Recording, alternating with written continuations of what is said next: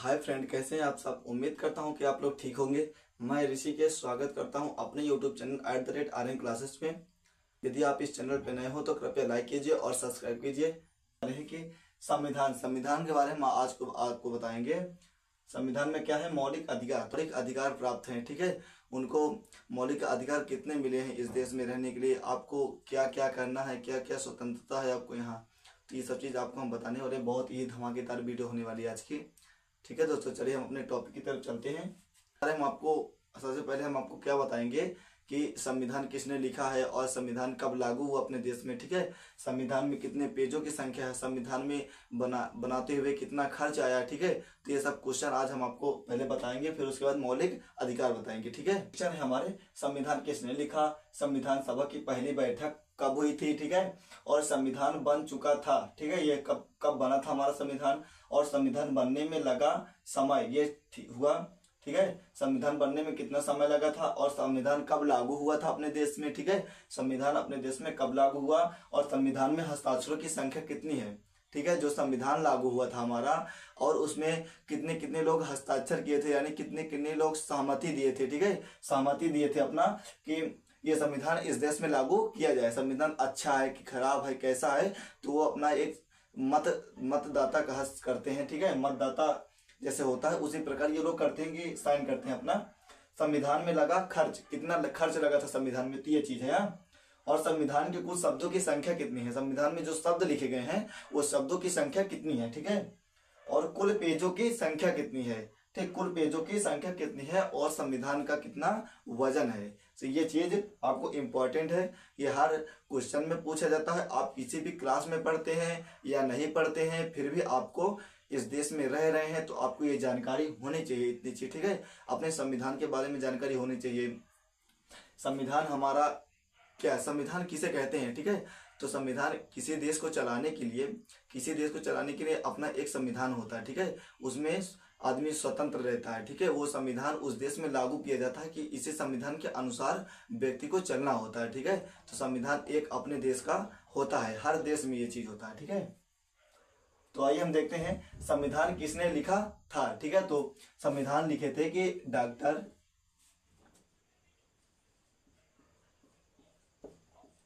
Doctor Bhimrao Ambedkar.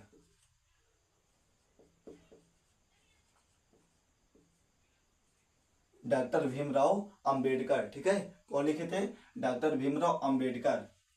अब देखिए दोस्तों, संविधान सभा की पहली बैठक कब हुई थी। ठीक है, तो संविधान सभा की पहली बैठक हुई थी 9 दिसंबर 1946 को। ठीक है, संविधान सभा की पहली बैठक कब हुई थी, 9 दिसंबर 1946 को हुई थी। ठीक है, अब हमारा देखिए संविधान बन चुका था, संविधान कब बन चुका था, तो ये चीज देखना है हमको। संविधान कब बन चुका था, 26 नवंबर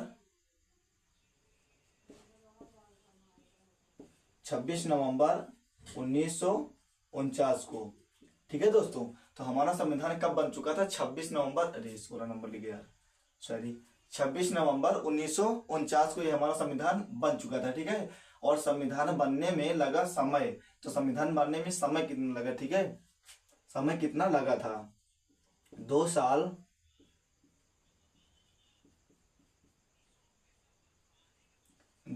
11 माह 2 साल 11 माह और 18 दिन। कितना लगा था, 2 साल 11 माह 18 दिन समय लगा था संविधान को बनने में। ठीक है दोस्तों, तो अब हम चलते हैं संविधान कब लागू हुआ था। तो संविधान लागू हुआ था 26 जनवरी 26 जनवरी। संविधान कब लागू हुआ था, तो 26 जनवरी 1950 को। ठीक है दोस्तों, तो हम देखते हैं संविधान में हस्ताक्षरों की संख्या कितनी है। ठीक है, संविधान में जो हस्ताक्षर हुए हैं वो हस्ताक्षरों की संख्या कितनी है, तो 284। ठीक है दोस्तों, तो संविधान में हस्ताक्षरों की संख्या है 284। ठीक है, अब देखते हैं संविधान में लगा खर्च कितना है। ठीक है, संविधान में लगा खर्च है 8,96,329। ठीक है दोस्तों, तो संविधान में लगा खर्च 63,96,329 रुपए, इतना पैसा लगा था वो भारत देश के रुपए के अनुसार। ठीक है दोस्तों, अब हम देखते हैं संविधान के कुल शब्दों की संख्या कितनी है। ठीक है, संविधान में कुल शब्दों की संख्या है 1,17,369। ठीक है, 1,17,369 संविधान के कुल शब्दों की संख्या है। ठीक है दोस्तों, अब देखते हैं कुल पेजों की संख्या। संविधान के कुल पेजों की संख्या कितनी है? 234 होती है। ठीक है, अपने भारत देश के संविधान में कुल पेजों की संख्या है 234। ठीक है, और इसका वजन कितना है? ठीक है, इसका वजन है 13 किलो, 13 किलोग्राम। ठीक है, इसका वजन कितना है? 13 किलोग्राम। तो दोस्तों ये आपको समझ में आ गया होगा। ठीक है, तो इसमें जो डाउट हो आपको तो हमको बताइएगा। पहले बात तो इसमें डाउट नहीं होगा, आपको किसी भी प्रकार का डाउट नहीं होगा। ठीक है, अब हम चलते हैं अपने मौलिक अधिकार में। ठीक है, अधिकार किसे कहते हैं? ठीक है, तो मौलिक अधिकार वह अधिकार है जो किसी भी व्यक्ति के आत्मसम्मान के लिए, वह मानसिक रूप से एवं शारीरिक रूप से एक स्वस्थ आत्मनिर्भर आजाद जीवन जीने के लिए जरूरी है। ठीक है, मौलिक अधिकार क्या है? यही है कि एक स्वस्थ आदमी के लिए, मनुष्य के लिए उसके जीवन अधिकार है जो किसी भी आत्मसम्मान और मानसिक रूप से आत्मनिर्भर आजाद जीवन जीने के लिए उसे जरूरी है। ठीक है, तो यह उसका ये मौलिक अधिकार कहलाता है। और मौलिक अधिकार, ठीक है, मौलिक अधिकार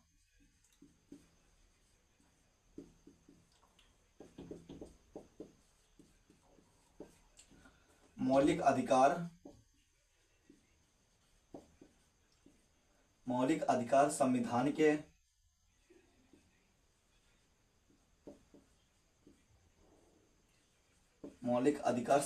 के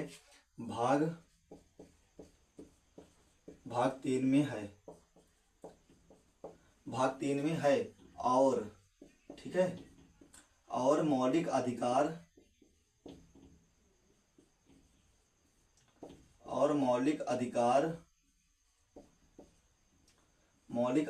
6 हैं। ठीक है, मौलिक अधिकार संविधान के भाग 3 में है। यानी जो संविधान है हमारा वो एक चैप्टर वाइज होता है। ठीक है, तो पहले चैप्टर का ये है, दूसरा चैप्टर का वो है, तीसरा चैप्टर का जो है वो हमारा क्या है? मौलिक अधिकार है। ठीक है, तीसरा चैप्टर हमारा मौलिक अधिकार कहलाता है। तो अब मौलिक अधिकार हमें कितने प्राप्त हैं? मनुष्य को भारत में मौलिक अधिकार 6 प्राप्त हैं। ठीक है, 6 मौलिक अधिकार हैं। तो आइए हम आपको एक एक करके बताते हैं। ठीक है, पहला अधिकार हमारा क्या है? हमारा मौलिक अधिकार पहला है समता का अधिकार। ठीक है, समता का अधिकार में क्या होता है कि कानून की नजर में, कानून जो हमारे देश का कानून बना है, ये कानून की नजर में सभी लोग समान हैं। ठीक है, कानून की नजर में सभी लोग समान हैं। देश के किसी भी नागरिक से कानून किसी भी प्रकार का भेदभाव नहीं करेगा। ठीक है, देश के किसी भी नागरिक से कानून किसी भी प्रकार का भेदभाव नहीं करेगा। यानी कि जैसे आप समझिए कि कोई अधिकारी है। ठीक है, अधिकारी के लड़का कोई चोरी करता है और कोई गरीब का लड़का चोरी करता है, तो जो उसके लड़के को वो दंड दिया जाएगा गरीब के, उसी प्रकार बड़े लड़के के भी दंड देने का अधिकार है। ठीक है, तो यह अधिकार सरकार को, कानून को प्राप्त है। ठीक है, तो सबको समान माना गया है। यहाँ पर समता का अधिकार क्या कहेगा? सबको समान माना गया है। कोई भी चोरी या कोई भी कुछ भी करता है तो समान कानून लागू होगा उन दोनों के ऊपर। ठीक है, कोई गरीब हो या अमीर हो, इसमें भेदभाव नहीं किया जाएगा। समझ में आया? अब हम देखते हैं दूसरा, स्वतंत्रता का अधिकार। तो स्वतंत्रता का अधिकार क्या कहलाता है कि स्वतंत्रता का अधिकार है इस अधिकार के अंतर्गत अभिव्यक्त, ठीक है, इस अधिकार के अंतर्गत अभिव्यक्त और भाषण की स्वतंत्रता, अभिव्यक्ति, ठीक है, इस अधिकार के अंतर्गत अभिव्यक्ति और भाषण की स्वतंत्रता, संगठन बनाने की स्वतंत्रता और देश के किसी भी भाग में आने जाने की स्वतंत्रता। ठीक है, आपको कोई भी रोजगार करने की स्वतंत्रता है, आप कोई भी दुकान या धंधा या बिजनेस को भी कर सकते हैं, यह आपकी स्वतंत्रता है। ठीक है, यहाँ आप देश के किसी भी कोने में आने जाने की स्वतंत्रता, आपको हर प्रकार की इस देश में स्वतंत्रता दी गई है। तो इसलिए स्वतंत्रता का अधिकार हमारा दूसरा होता है। पहला अधिकार क्या है? समता का अधिकार, दूसरा है स्वतंत्रता का अधिकार, अब तीसरा है शोषण के विरुद्ध अधिकार। ठीक है दोस्तों, तो इस अधिकार के अंतर्गत अभिव्यक्ति और भाषण की स्वतंत्रता। आप किसी भी मंच में जा करके भाषण दे सकते हैं। ठीक है, कोई उपदेश दे सकते हैं या अपने विषय में या किसी की जीवनी दे सकते हैं। ठीक है, आप कुछ भी मंच में जाकर सबके सामने सभा में बैठ करके आप बोलने का अधिकार प्राप्त है आपको। ठीक है, आप बोल सकते हैं। ठीक है, तो ये सब चीज आपको बताया जा रहा है। तो भाषण का अधिकार, ये भी अधिकार आपको प्राप्त है। और संगठन बनाने की स्वतंत्रता, जैसे देखिए आप कोई भी 10 लोग या 100 लोग या 1000 लोग, ठीक है, आप अपना एक संगठन बना लीजिए तो उसके लिए आपको सरकार छूट देती है। ठीक है, कानून आपको छूट देता है, संगठन आप बना सकते हैं। समझ में आया? आप देश के किसी भी भाग में आने जाने की स्वतंत्रता, या दिल्ली जाएं या बम्बई जाएं या सूरत या कहीं भी कि किसी भी राज्य में जाएं आप बच सकते हैं। किसी भी राज्य में जा करके आप वहां रुक सकते हैं। ठीक है, आप किसी भी राज्य में वहां जाकर रुक सकते हैं या घूम आ सकते हैं। तो यह आने जाने की आपको स्वतंत्रता प्राप्त है। ठीक है, हमारे संविधान के अनुसार। यह कौन कह रहा है? हमारे देश का संविधान कह रहा है। ठीक है, यह हमारे देश का संविधान कह रहा है। तो क्या है? शोषण के विरुद्ध अधिकार। ठीक है, शोषण के विरुद्ध अधिकार। तो संविधान में कहा गया है कि मानव का व्यापार जबकि श्रम, ठीक है, मानव का व्यापार जबकि श्रम और 14 वर्ष से कम उम्र के बच्चों को मजदूरी पर रखना अपराध है। ठीक है, 14 वर्ष से कम बच्चों को मजदूरी पर रखना अपराध कहा जाता है। तो संविधान में कहा गया है कि मानव व्यापार जबकि श्रम, मानव जो है व्यापार भी कर सकता है और श्रम भी कर सकता है। ठीक है, व्यापार और श्रम कर सकते हैं, ये शोषण के विरुद्ध अधिकार है। तो अपना भरण पोषण पालन ये सब कुछ वो लोग कर सकते हैं। ठीक है, और 14 वर्ष से कम के बच्चों को, ठीक है, 14 वर्ष के जो बच्चे हैं उनसे कम वाले बच्चों को मजदूरी पर रखना अपराध माना गया है। तो मजदूरी पर आप लोग नहीं रख सकते हैं। ठीक है, उस बच्चों को मजदूरी पर रखना अपराध है। चौथा क्या कह रहा है? धार्मिक स्वतंत्रता का अधिकार। ठीक है, धार्मिक स्वतंत्रता का अधिकार यानी कि धर्म की स्वतंत्रता है। आप लोगों को सभी नागरिकों को धार्मिक स्वतंत्रता दी गई है। ठीक है, ये बात सही है। सभी नागरिकों को धार्मिक अपने अपने धर्म का प्रचार करने का अधिकार दिया गया है। कोई भी किसी भी धर्म में जा सकता है। ठीक है, कोई किसी भी प्रकार का रोक यहाँ पर नहीं दिया गया है। धार्मिक स्वतंत्रता दी गई है। प्रत्येक व्यक्ति को अपनी इच्छा से धर्म अपनाने, ठीक है, धर्म अपनाने या उसका प्रचार प्रसार करने का अधिकार है। ठीक है, उसका प्रचार करने का अधिकार दिया गया है यहाँ पे। ठीक है, तो ये कहा गया कि इच्छा से अपने धर्म को अपना सकते हैं। चाहे वो ईसाई धर्म में जा सकता है, ठीक है, हिंदू धर्म में है तो वो ईसाई में जा सकता है, मुस्लिम में जा सकता है। ठीक है दोस्तों, और बौद्ध धर्म में भी जा सकता है। जो धर्म उसे अच्छा लगे, या बौद्ध धर्म वाला हिंदू में आ सकता है। ठीक है, या मुस्लिम धर्म वाले हिंदू बन सकते हैं। तो ये धर्म अपनाने का इच्छा है इस देश में। ठीक है, तो ये कौन कह रहा है? ये हमारा संविधान कह रहा है कि आप किसी भी धर्म को अपनाने का अधिकार आपको प्राप्त है, कोई आपको रोक नहीं सकता यहाँ पर। ठीक है, तो है संस्कृति और शैक्षणिक अधिकार। ठीक है, संस्कृति और शैक्षणिक अधिकार संविधान में कहा गया है। ठीक है, संविधान में कहा गया है कि धार्मिक या भाषाई सभी अल्पसंख्यक समुदाय अपनी संस्कृति की रक्षा और विकास के लिए अपने अपने शैक्षणिक संस्थान खोल सकते हैं। ठीक है दोस्तों, तो इसमें यह कहा गया है कि जो जैसे कोई अपना संस्थान यानी कि पढ़ाई के संस्थान खोलना चाहता है, ठीक है, विद्यालय वगैरह खोलना चाहता है, या कोई दवा वगैरह हॉस्पिटल वगैरह खोलना चाहता है संस्था, ठीक है, तो कोई भी संस्था हो या कोचिंग खोलना चाहता है तो उसको इस अधिकार में उसको अधिकार प्राप्त है कि वह अपने देश में यह चीज कर सकता है। ठीक है, यह संविधान कह रहा है।